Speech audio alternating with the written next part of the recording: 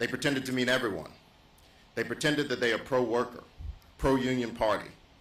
But the America saw right through their act. Last night's audience certainly did not show a lot of enthusiasm during the primetime remarks about standing up for America's workers. The response could have been described as lukewarm at best. Some tepid applause here and there, a forced smile from former President Trump when he would realize that the camera was panned on him. But that's hardly surprising, because Donald Trump's Republican Party will always choose big, greedy, anti-union extremists over the working men and women of America. So if they want to talk about the economy, let's do that. Trump's disastrous job record is just the beginning of his long list of economic failures. He offshored tens of thousands of manufacturing jobs, including jobs that could have stayed or been created right here in the state of Wisconsin. His tax schemes gave incentive to companies to ship jobs overseas rather than keep them here in America. He promised a manufacturing boom. He promised an infrastructure week. He promised the revitalization of an auto industry. And he delivered on none of it. And who paid the price for his failures? Hardworking Americans. If given the chance, he won't just do this all again. He'll do much, much worse. Trump was one of the most anti-union presidents too. He has openly insulted labor leaders, disparaged union workers as dues-sucking people, and said that he wants to get rid of organized labor. If given the chance now, he's desperately trying to cover for his record to win those same voters. But Trump is kidding himself if he thinks hardworking Americans will be fooled by these lies. Let's be clear. Donald Trump will side with Wall Street over Main Street every single day of the week. President Biden is the most pro-union, pro-worker president this nation has ever seen. He's the first sitting president to ever walk a picket line. He's had workers back time and time again. Major unions across this country have endorsed President Biden because they believe in his vision of building an economy that works for everyone. President Biden knows that when an economy is pro-union and pro-labor, everyone gets ahead. President Biden is the jobs president. He's created nearly 16 million jobs. We've seen the lowest unemployment rate in over 50 years, including record low black unemployment. President Biden didn't just deliver an infrastructure week. He's ushered in the start of an infrastructure decade. While Trump broke promise after promise, President Biden is delivering a great economic comeback and a historic manufacturing boom. We haven't just had a bounce back from the economic effects of the pandemic. We've witnessed the greatest economic recovery that this nation has ever seen. And that's all thanks to the hard work of President Biden. Donald Trump called Milwaukee horrible. But the reality is there's nothing more horrible than his vision for America. There's only one ticket with the most pro-union, pro-worker president that this country has ever seen, and that is the Democratic ticket, with President Biden and Vice President Harris. And with the American people's support, this November, the Biden-Harris administration will continue to fight for hardworking families for 4 more years. And with that, it's my pleasure to turn it over to Chair Wickler. Thank you so much, Mr. Folks. And thanks everyone for being here today. Welcome to a wonderful city, the city of Milwaukee. On behalf of the entire Democratic Party of Wisconsin, I want to welcome everyone to spend a lot of time in this great state, the state that tipped the Electoral College for President Biden and Vice President Harris in 2020, a state that is so excited next month to travel to our neighboring state of Chicago and join Democrats from across the country in lifting up and celebrating our nominee, Joe Biden, and our nominee for Vice President, Kamala Harris. But at this moment, when the Republican Party convention, when the MAGA acolytes have descended on the city of Milwaukee and on the state of Wisconsin, we want to be very clear that we know that what Trump and Vance are promising for this country and for this state is a continuation of their record of economic failure and betrayal of workers. During this Republican convention, even as Democratic activists across the state and across the country are knocking on doors to support President Biden and Vice President Harris, it's incumbent on us to call out what we see from the stage and what we know that Trump and Vance are proposing for America. It's all written down in Project 2025, which J.D. Vance proudly said was full of good ideas. But we know that these ideas aren't just bad, they're dangerous. They're dangerous for our country. Donald Trump and J.D. Vance want to ransack the public treasury to hand out massive tax cuts to billionaires and stick working Americans with the bill. We know that they want to strip Americans of their basic freedoms, like access to reproductive health care, even threatening access to forms of contraception. We know that they not only want to leave working families behind, they want to kick them off the ladder of opportunity and pull up the ladder behind them. We know this, not just because of what they and their allies and their staff have laid out in plain ink in their Project 2025 plans, but because of what they did last time Donald Trump had power. Here in Wisconsin, we had a front row seat to an iconic Donald Trump failure. It was the Foxconn plant. Donald Trump came to Wisconsin. He promised the eighth wonder of the world. He broke ground with a golden shovel. And for a project that would have been the biggest giveaway in history to a foreign corporation, Scott Walker and Donald Trump bulldozed 100 homes and businesses. They spent more than $500 million in taxpayer money to pave the way for a massive facility that never appeared. Donald Trump famously was the first president since Herbert Hoover to leave office with fewer American jobs than when he entered. 13,000 of the jobs that never took place were at that Foxconn facility. What we saw from Donald Trump was broken promises and empty rhetoric, and then leaving us in his dust. If we get 4 more years in office of Donald Trump, now with his friend, MAGA extremist in chief, J.D. Vance, we can expect much more of the same thing. And frankly, Wisconsinites cannot afford it. Wisconsinites can't afford the inflation bomb that former President Trump and J.D. Vance are proposing, and we can't afford more broken promises to Wisconsin workers. What we need is the people who actually deliver for our state. Joe Biden and Kamala Harris. President Biden was here in Wisconsin, in Racine County, this May, at the very place where Donald Trump's promise went up in smoke. President Biden and AFL-CIO President Schuler and Microsoft President Brad Smith came together and laid out the plan for a $3.3 billion Microsoft data center. Thousands of union jobs creating this data center, the work already underway. That's what progress looks like. And you can see it all over Wisconsin. You can see it with the orange traffic cones, with the cranes. You can see it with the workers hard at work every day building up America in a country and in a state where Joe Biden and Kamala Harris actually kept their word and more. President Biden is building the economy from the bottom up and the middle out. President Biden is taking on corporate greed and fighting to bring down costs. He faced down the biggest, most arrogant special interest in the country, the big pharmaceutical companies, and brought down the price of insulin to $35 a month for people on Medicare. Now he wants to do the same for every American. That contrast is clear as day. We need a president who fights for working people, not for the ultra-billionaires. A president who's already expanded overtime protections, who's banned non-compete agreements, who's consistently fought and advocated for workers' rights. A president fighting to lower healthcare costs and expanding the Affordable Care Act. The last thing we need is a president who spent 4 years in office putting corporations first and the rest of us last, getting back into office to repeat the process on steroids. It's simple. If we want to keep creating jobs, if we want to keep expanding opportunities, if we want to keep strengthening unions and the working families who believe and know that unions are a key path to the middle class, we have got to support Joe Biden and Kamala Harris, and that's exactly what Wisconsinites are doing.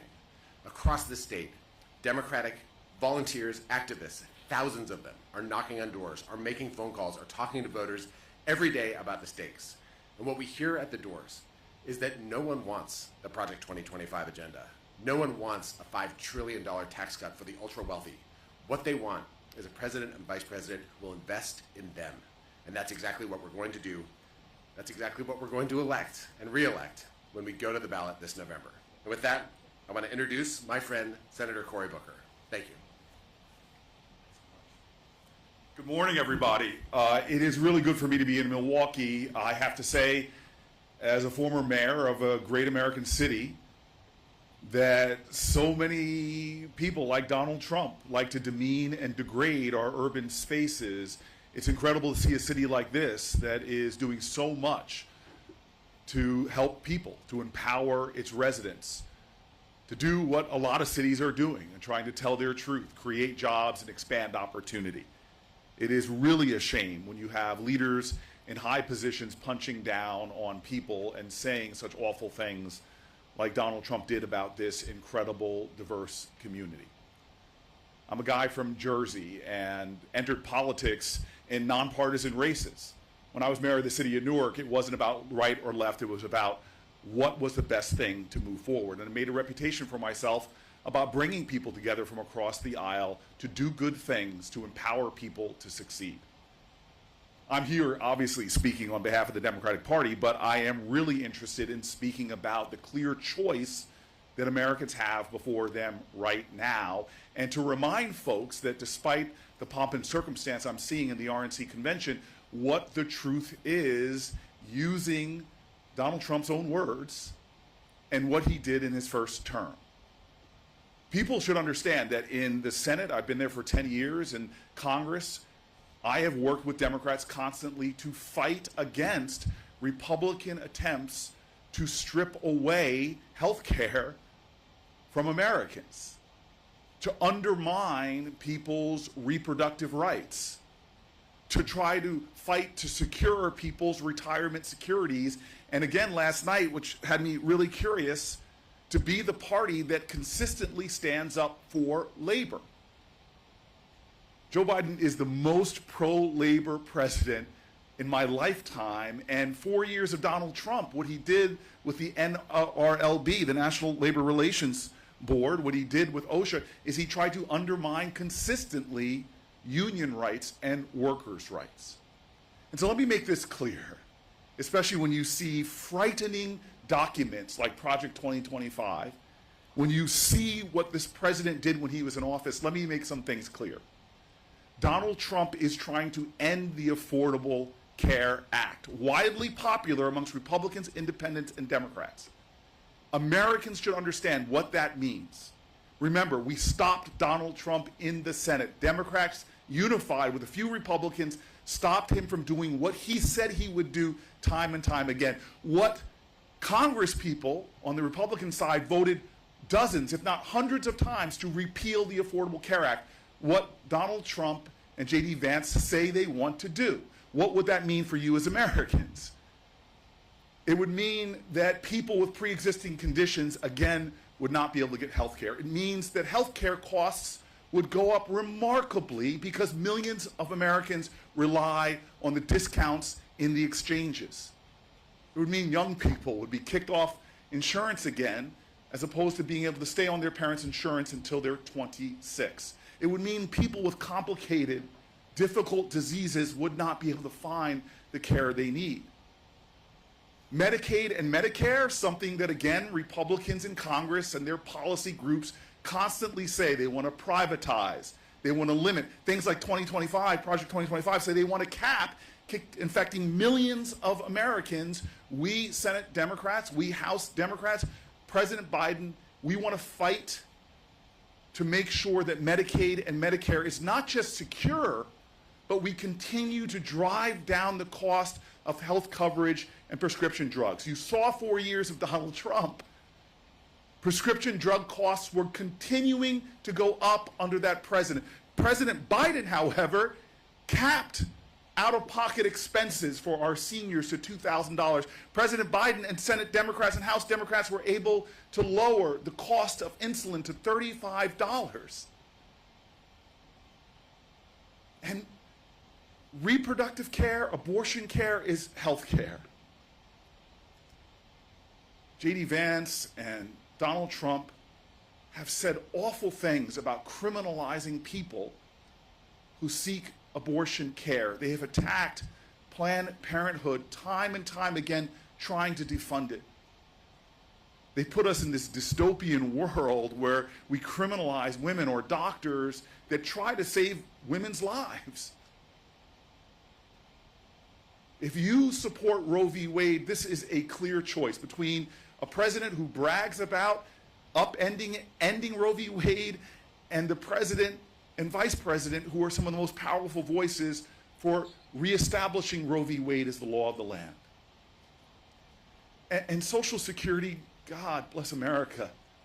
When you have worked all your life and paid into Social Security and you hear what Republicans are trying to do from their policy groups in Congress, all the way to what you've heard and read in Project 2025. Folks that want to limit benefits, they want to raise the retirement age, do the kind of things that strip away security and resources from hardworking Americans who paid into Social Security, understanding the bargain and the deal all their lives. They want to upend that. I've seen this and heard this and watched this for 10 years in the Senate, people trying to shake that fundamental bargain and end Social Security as we know it. We're at a crossroads here, and it couldn't be more stark. We have a pro-union president in office right now. We have a party that fights and protects unions. We have a party that protects women's rights to choose. We have a party that's proven they can lower healthcare costs, lower prescription drug costs, expand health coverage. Heck, for black people in America, we now are at the point where never before in history have we had this many black people covered by health insurance. And the party that wants to end all of that. I want to end by saying that this is a tough political season. I serve in the Senate with a lot of folks, and like Tammy Baldwin, who's my friend here in Wisconsin, who has done so much to create jobs here. She's a leader of Buy America. Tammy Baldwin is this incredible woman who is one of those workhorses in the Senate, not a show horse at all. And what I love about Tammy Baldwin is she's the part of us in the Senate that really works across the aisle. And we were talking yesterday about this choice of one of our colleagues to be Trump's vice president. And we both wish him well, pray for his family. It's not easy to put yourself out there, especially on a presidential ticket. I saw the attacks, the unfair, unjust attacks on Kamala Harris, one of our colleagues, good American. But the choice of J.D. Vance worries me because of this. It presents this stark contrast in our country, stark contrast, not between Republicans and Democrats, but between President Trump's first vice president, between President Trump's first vice president, Pence, and his current vice president. What is the stark difference between the two? What is the stark difference between Donald Trump's first vice president and why he says he chose his second vice presidential choice? It's the same thing we see with so many people from Donald Trump's original circle, his former chief of staff, his former secretary of defense, who have all come out and say they don't support Donald Trump's presidency. Because when Donald Trump made a move on our democracy and our elections and spread the worst lie I've ever seen that caused one of the lowest, most shameful moments in American history on January 6th, where people stormed into our Capitol, where we literally had a trial in the United States Senate, where both Republicans and Democrats voted to convict Donald Trump. Vice President Pence did the right thing for our democracy. Vice President Pence moved to certify an election that Donald Trump's chief election officer said was fair. And now he's chosen a vice president who said that he would not have done that. If he was the vice president then, he would have lurched our country perhaps into its worst constitutional crisis in my lifetime and generations before. This is a stark choice, folks, between having health care and not, between having reproductive rights and not, between having affordable prescription drugs and not, between having retirement security and not. But when it comes to the sacred American democracy, between our elections and preserving who we are, we now know that there is a team that believes the only way we will support the outcome of this election is if we win. And if we lose, we will use every bit of resources and power we do to subvert the ultimate will of the people, and that is unacceptable. Ladies and gentlemen, I now bring up an extraordinary person, a leader of one of our greatest unions there are. In fact, this is a woman who is the first woman to lead a union of 12 million Americans. I want to mention this because I think it's one of the most special things. It's a person that leads with love. She talks about the urgency of kindness and that we should have an America that works for everybody. In many ways, she is not just the leader in the right place at the right time in an America that President Biden and Vice President Harris are trying to make an economy that works for everybody, but she's actually in the trenches fighting for the rights of so many people, but understands that how you lead is so important. At a time that there's too much divisiveness and hate, Liz Shuler is one of those people who is a light worker and someone that I have come to respect a lot, and I bring her to the microphone now. Thank you.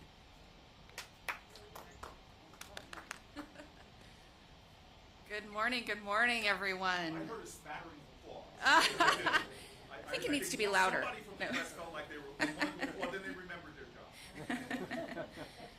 We do represent journalists as well. Good morning, everyone. Again, I'm Liz Shuler, AFL-CIO president, and I'm here on behalf of 12.5 million workers in unions all over this country, including, Senator, 6.5 million women in the labor movement. A lot of people don't see us as the largest organization of working women in the country. Someone can tweet that. And I'm here actually proudly supporting the most pro-union president in history, Joe Biden. And Joe Biden and Kamala Harris, who have a track record of standing up for workers and fighting for them every single day. I'm here to talk about the facts and the best path for working Americans. And both parties in this country used to know. You know, we're talking about bipartisanship here. The senator was just referring to it. It used to be that both parties knew that when workers did well, the entire country did well. And in fact, I just uncovered some photos from our building dedication in 1956 at the AFL-CIO headquarters in Washington, D.C. We are right across from the White House. Dwight D. Eisenhower was the president. He walked across the lawn to dedicate our building. That's where we were. We were in a bipartisan place. As I speak today, there are Republicans in Congress who actually have voted for pro-worker legislation. Not enough of them. But we know that this can be done, like the bipartisan infrastructure bill, right? And that is bringing opportunity for workers all over this country. But Trump and J.D. Vance's agenda, this Project 2025 agenda, does the exact opposite. It is not make America wealthy again. It is make the richest people in this country even richer. We are here in Milwaukee during the Republican National Convention, and as workers all over this country decide who they will support in November, there's going to be a lot of rhetoric. We saw the start of it last night over these next few days. But if you're a working person out there and you're considering this question of who do I vote for, I think you should ask yourself, does this Project 2025 agenda make my life better? If it were to become law, would it make my life better? Would my life be better when these Project 2025 extremists eliminate my union? Will my life be better when they take away my ability to bargain a fair contract or go on strike? You've seen workers. They're rising up all across this country because they're fed up, right? Will my life be better when Trump lets my company force me to work overtime without overtime pay? People don't think it's possible in the year 2024, but it is, according to Project 2025. And will my life be better when they gut the Affordable Care Act and rip away affordable health care? when they end Social Security and Medicare as we know it, programs that workers have earned and paid into their entire lives. Programs that Trump's new running mate J.D. Vance calls the biggest roadblocks to fiscal sanity.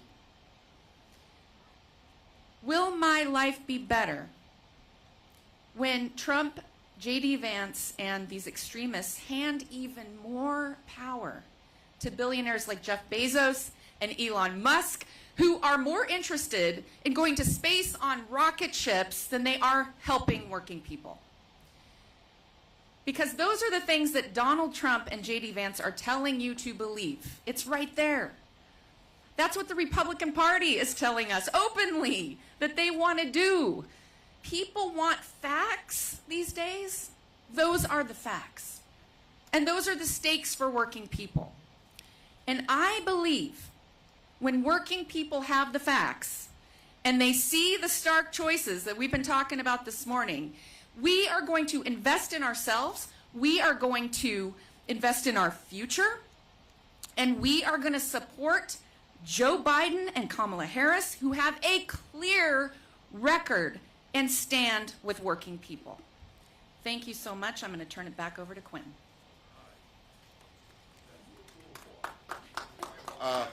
Thank you, Chair Wickler. Thank you, Liz. President Schuler. Thank you, Senator Booker. I think we're going to open it up to some questions. This is my favorite part. Amar?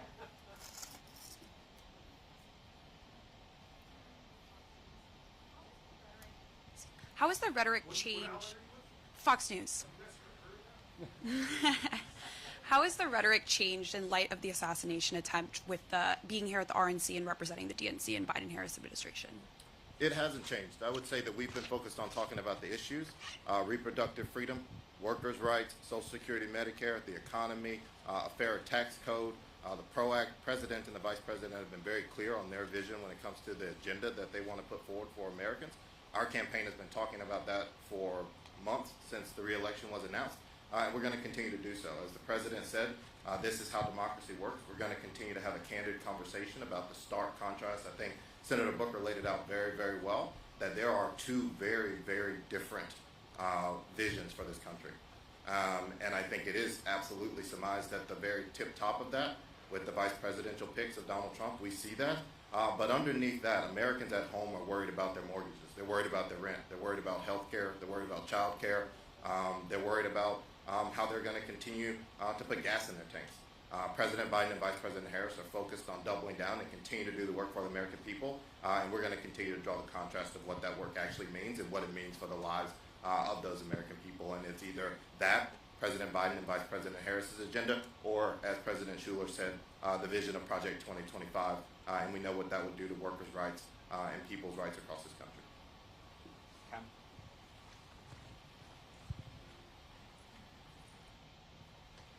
I wanted to ask you about the virtual roll call process for the party.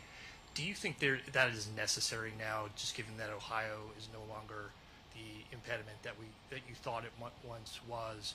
And do you think that the party should really have the opportunity to talk about this at the convention in Chicago, not go through with a virtual process weeks beforehand? Look, so for anybody that couldn't hear, I think that the question was about Ohio's virtual roll call and the DNC moving forward with a virtual roll call. I think the answer here is very simple, is the fact that, there have been virtual roll calls in previous presidential elections. Ohio Republicans decided to play games. We have an obligation to make sure, as we have said, to stand by fair and free elections and make sure that the process runs as smoothly as possible. They tried to do a rule change. It is our obligation as a campaign to make sure that President Biden is on the ballot, as well as Donald Trump, for anybody who is trying to play those games, and any candidates who compete the process, turn in their signatures to get on the ballot and have ballot access. But we're not going to leave it up to Ohio Republicans to have President Biden not be on the ballot in every single state. He has deserved that right. He's earned that right. And so we're going to continue with that path. And not play games about who is on this ballot, to make sure that there is an election where candidates from both major parties are on the ballot, as well as any third-party candidates who have qualified and met the signature requirements to be on the ballot. And if we stop the process and then they unresolve it? No, I didn't dodge the question. It's the fact that they solved it with a legislative fix. We moved forward. We instituted this before they had a fix, and we're going to continue on that path because we're not going to leave it up to them to change the rules again.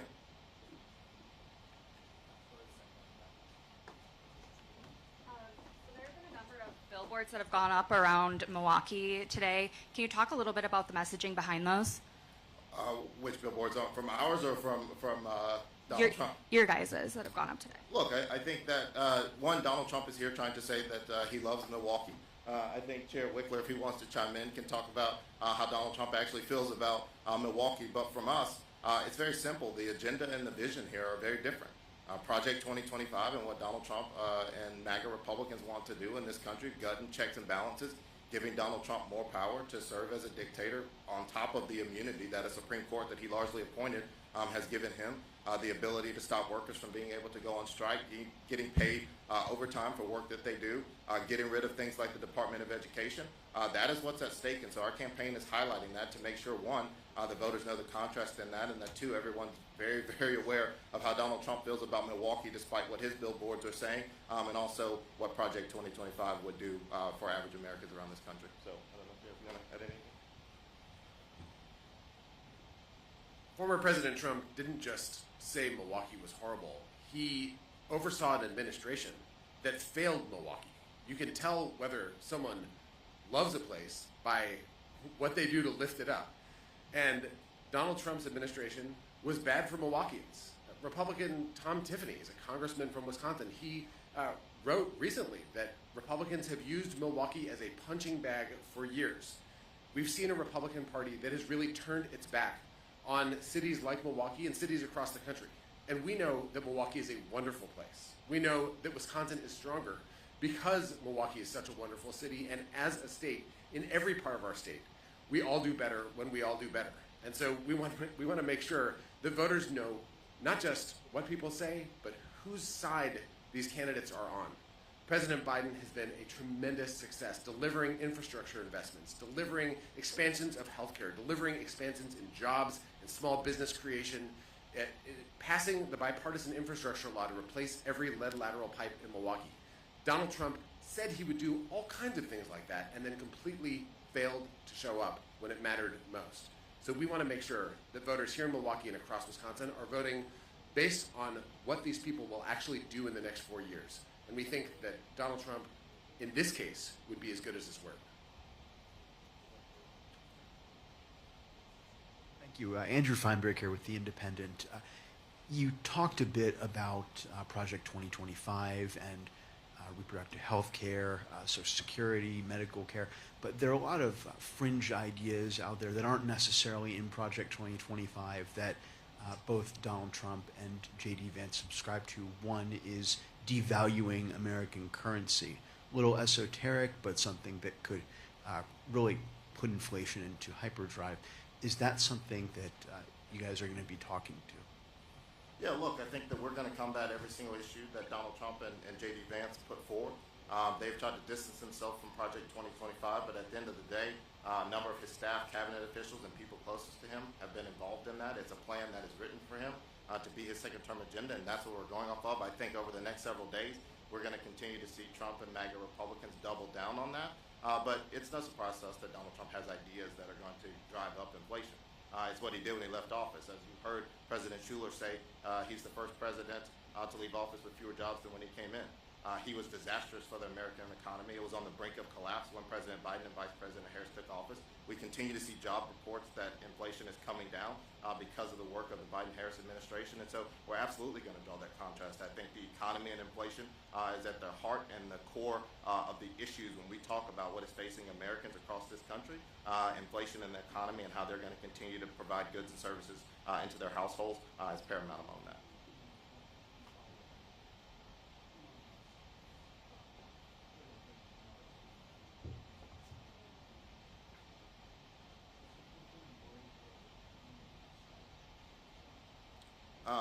Look, money for me as an operative, it's obviously important. It's an important factor in politics and campaigns today. That is just the way it is. But I'm more focused on what we are doing with the money. Our campaign is using every dollar that we are raising from grassroots fundraising and major donor fundraising to invest on the ground to be able to talk to voters. We see none of that from Donald Trump. We are inching towards having 1,500 coordinated staff on the ground, 300 field offices across the battleground states. You have to use this money to campaign. We are in a very fragmented media environment. All of that money going on TV. There's obviously also a saturation point. Our campaign has been making sure that we are going to have that money invested on the ground to communicate building a volunteer base, because we've got to get the message out about the stark differences and the contrast. And so we can't control where Elon Musk or anyone else wants to put their money, but what we can focus on is what we are doing with ours and the infrastructure that our campaign has been building since day one. Laura Gersoni here for USA Today. Some people are reading J.D. Vance's nomination as a sign that the center of gravity is shifting in the GOP on economic issues. You know, he visited a UAW picket line. He has signaled he might support antitrust legislation. I mean, is the GOP pivoting at all from the record that you've spent this press conference criticizing? Look, I think that the GOP is trying to pull the wool over Americans' eyes about what they actually stand for.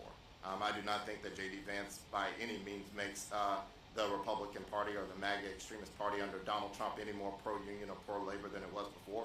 We've seen the records and where they stand for when it comes to American wages. We've seen where they stand when it comes to the cost of prescription drugs and continuing to be on the side of Big Pharma. We see where they stand on overtime. We see where they stand on strikes. So absolutely not. President Biden's work speaks for itself. He's interested in the work of saving pensions. Where was Donald Trump? He has not done any of that. Donald Trump went to Michigan, and instead of going to a labor plant, he went to a non-labor plant and forced non-union workers to hold pro-labor signs. They are lying, but their record speaks for itself, and if he gets anywhere near the White House again, it will be disastrous for American workers. Yeah, I'll just say it is spin. It's talking points. We have seen what this Biden administration has done for workers. Protected, as we've said, our pensions. That was huge when the American Rescue Plan not only saved our country from disastrous effects of the pandemic, but to have investments in retirement security for workers that we never thought possible. It was because of Joe Biden and this administration. Joe Biden, yes, he was the first sitting American president to walk a union picket line. J.D. Vance showed up for the first time ever, as you said, and it was basically in preparation for his political career, right? He doesn't have a history for standing with workers, and workers will not be fooled. Joe Biden walks a picket line. Donald Trump crosses picket lines. We actually have a photograph of him crossing an IATSE picket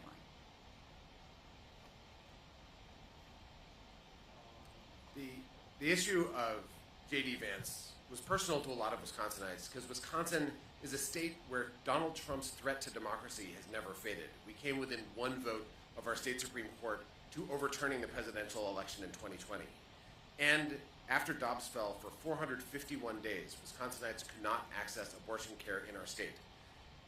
J.D. Vance represents a clear signal by Donald Trump that he is doubling down on his attacks on democracy and his commitment to ripping away reproductive freedom from Americans. J.D. Vance said he would not have certified the election. He supports an abortion ban without exceptions for rape and incest. That's who Donald Trump wants a heartbeat away from the presidency.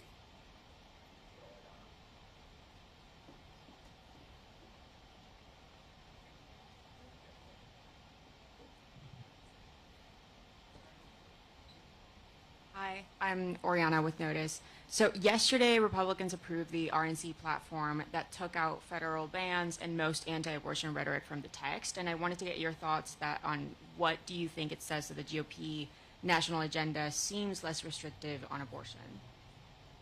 It seems that they are continuing to lie. I just answered a question about them lying on workers' rights.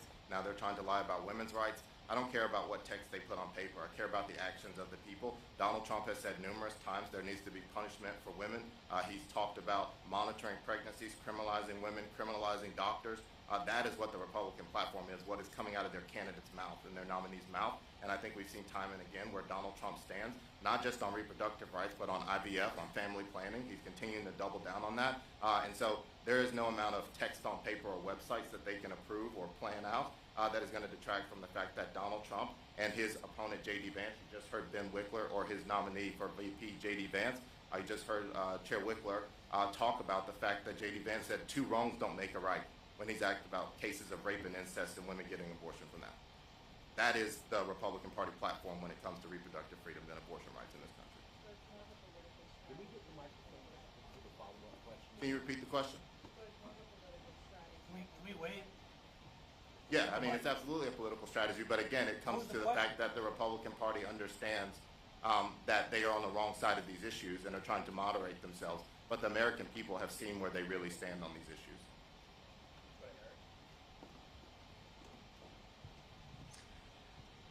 Okay, Sean O'Brien has said he's not going to endorse this year, said to be hedging his bets in case of a Trump victory.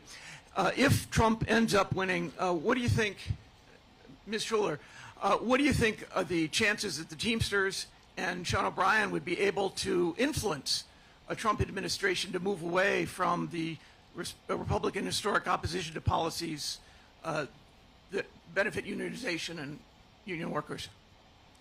What we're focused on right now is drawing the contrast between these two candidates.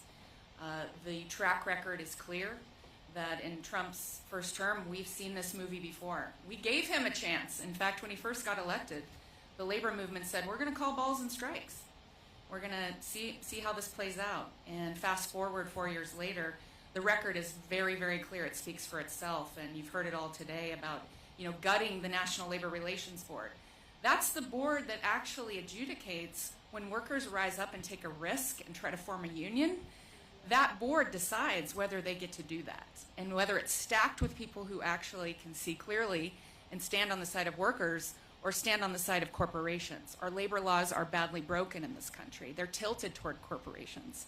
And so now we're in a position where we have a Biden NLRB who is actually giving workers a fighting chance when they take those risks to form their union and have their voices heard. So we've seen the track record of we've seen this movie before, 4 years of Donald Trump, and now we see what it's like to actually have a president who will stand up and fight for working people. The fact that these investments alone have had labor standards attached to them, that taxpayer dollars are investing in things like infrastructure and bringing whole new industries to this country like semiconductors, that they have to actually be good, high-wage, high-road jobs, because that's what we deserve as a country. We deserve for people to actually make a decent living, to have health care security, to have retirement security. And that's what the policies of this administration have done. Again, and I respect the questions, and I respect the journalists who are here, but it doesn't take much to see that you had 4 years of Donald Trump. And so whatever they're going to say right now, they're belying the facts of what they've done. Again, whatever they're writing in a platform on women's reproductive rights is so undermined by what Donald Trump did. He put 3 Supreme Court justices on the Supreme Court who, after generations of Roe v. Wade, ripped it down and cast us into a world where in states like mine, we're raising money literally for all of the women who can afford to come from states where you can't get an abortion, where you can't get reproductive rights, where you are literally in need of care to save your life because your child can't come to term, but you can't get the care in your state. We're raising money for women, and women in my state are terrified because they've heard what Donald Trump and other congressional Republicans have said about a national abortion ban. It doesn't take much to just simply look at the 4 years of Donald Trump and see what you got. An erosion of women's rights, an erosion of reproductive rights, an erosion of abortion rights, a destruction and attack on Planned Parenthoods. And so I don't care what they say, you have evidence. This labor confusion should not be there. We have clarity. He picked for his Secretary of Labor somebody that was avowedly anti-union. Joe Biden's Department of Labor is doing so much great work to protect workers, to fight for workers' rights. We're having the worst heat wave right now in America. It's stunning what's happening. Joe Biden is working to do everything he can to get laws and actions through OSHA to protect workers and give them things like, Madam President, like crazy things like rest breaks. What a concept. And what did Trump's OSHA do? What did Trump's NLRB do, National Labor Relations Board? I mean, I saw what they did during the pandemic with meatpacking plants where people were dying in unsafe work conditions. They actually supported measures to speed up lines and get around protections for labor. This is a clear contrast to America. We have the president and vice president, the most pro-union, pro-women's rights, pro-healthcare president in my lifetime. And that's not rhetoric. There are receipts for all of this. And you have a president whose 4 years was an attack on unions, an attack on organizing, attack on labor protections. And when it comes to actually creating jobs, this is the stunning thing. You have two different presidencies to compare. Let's look at the numbers. Who created the most jobs on their watch? Donald Trump, who is with Herbert Hoover on the least amount of created jobs, in fact, lost total jobs? Or perhaps one of the greatest job creators in the modern presidency? Let's go to manufacturing jobs.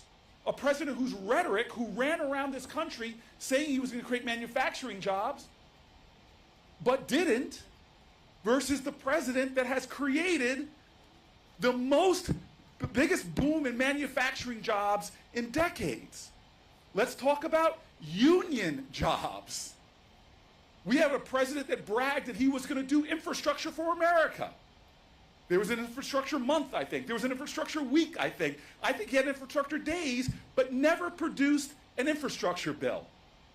And then we have a president in Joe Biden who, along with congressional Democrats, was able to bring about a bipartisan infrastructure bill, which is the biggest investment in infrastructure ever, and then said, stop, wait, we're going to make sure those are union jobs. There are kids in cities like Milwaukee and Camden that are getting apprenticeships in unions right now because of Joe Biden and congressional Democrats. This isn't complicated. You don't need a PhD. You don't need to be Woodward and Bernstein and have an investigative crew to simply lay two presidencies side by side and see who has the best record on job creation, union jobs, manufacturing jobs, women's protections, safety and security at the workplace. We know what we have. And so all of our jobs is to simply tell the truth. To look at the numbers, look at the data. I'm a man of faith. In God we trust. But in politics, show me the numbers. And the last 4 years, under the worst of circumstances, a global recession. Globally, I travel around the world and see other countries struggling. The #1 economy in the world is the United States of America. The strongest manufacturing sector in the world is the United States of America. Under this president and Democrats in Congress. It's not complicated, folks. And the last thing, I'm sorry, I was sitting back there trying to be patient. Let these experts speak.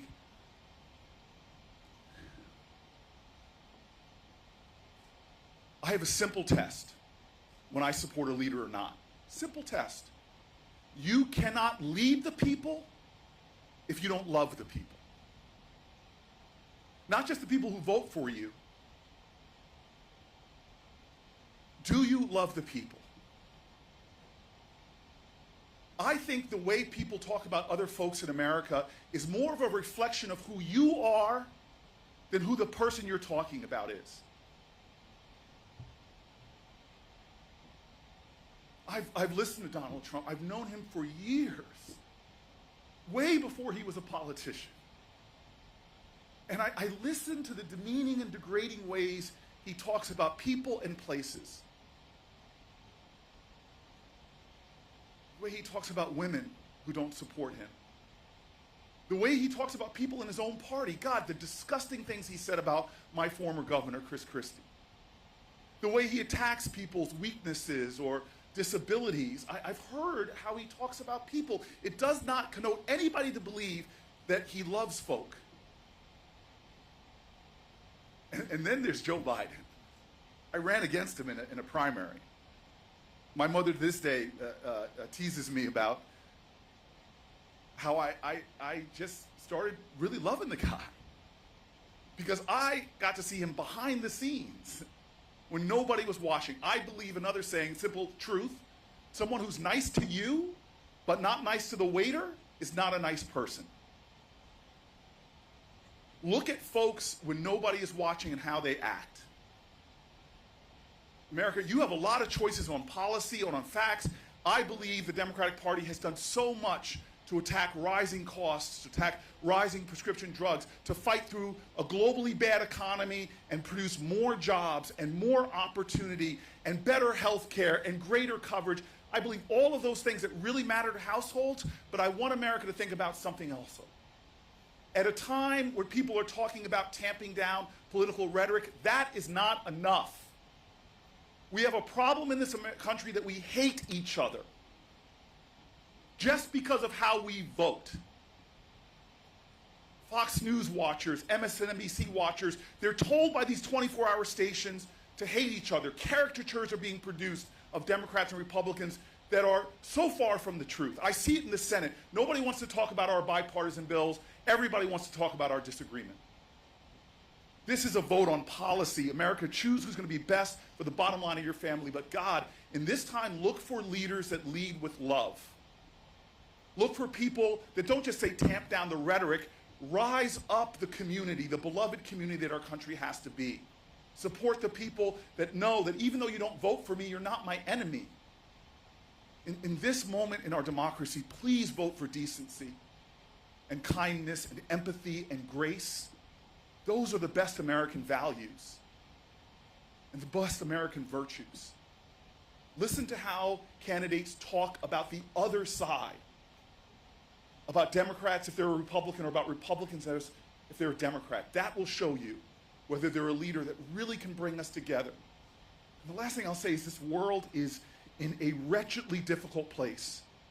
From Haiti to Sudan, we're at a point in human history with the most food insecure people. We are called in this country to be a light unto all nations. Choose who you want in the White House to be the nation that the world needs. Are they a president that talks about, excuse my language, shithole countries? Or are they a president that sees every nation with its people having dignity and potential and possibility and knows that America alone, yeah, America first, America alone, we are the strongest nation on the planet. But America with other nations, in partnership for human rights and human dignity, we are invincible. This is an election about what's best for your family. I know the Democrats, Joe Biden, are going to fight for your health care, fight for good paying jobs, fight for your retirement security. But the thing we really need in this country right now is patriotism. And patriotism is love of country, and you cannot love your country unless you truly love your countrymen and women, all of them. Well, I can't think of a better way to end than that. So I want to thank you all for coming. I think we have some more of these this week, and I look forward to seeing you all at those. Thank you.